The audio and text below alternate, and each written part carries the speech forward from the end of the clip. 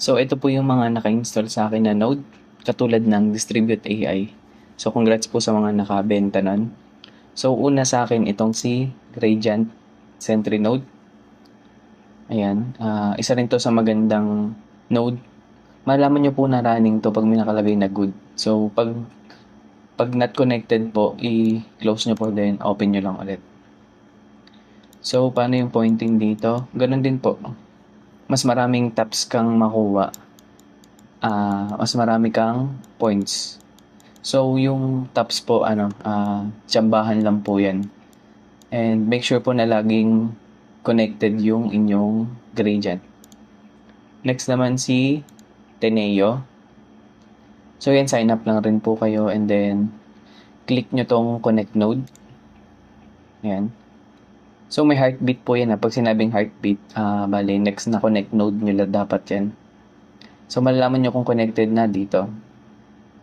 Then, punta rin tayo sa dashboard. Yan, sign up lang kayo dyan. Gamit.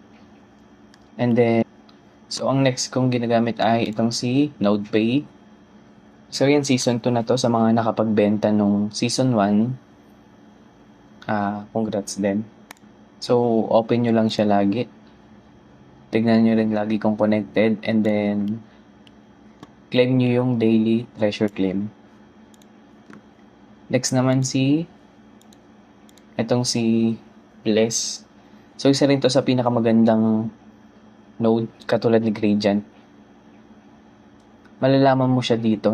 Dito sa node na to, hindi siya by points. Yung total time yung basehan. Kunyari, eto. Sa akin ay total time ko ay 158 days. Tapos ngayong araw, nakakonect siya 9 hours. Bale, eto yung pinaka-total time. Ay, dyan siya nabase. And then next naman, itong si Open Ledger. So, install nyo rin yan.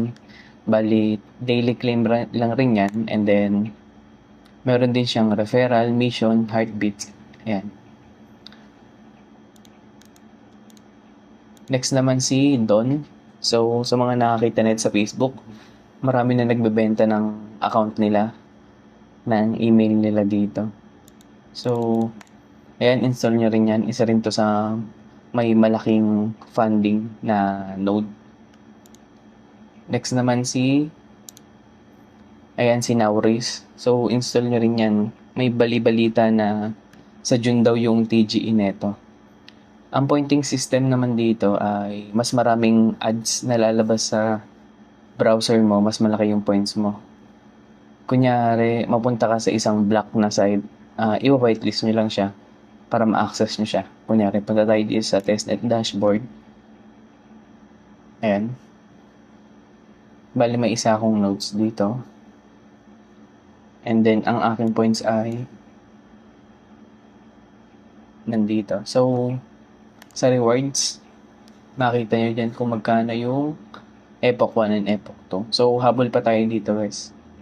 Sa referral, pwede nyo i-copy yan and i-paste nyo sa mga kakilala nyo, sa kaibigan nyo.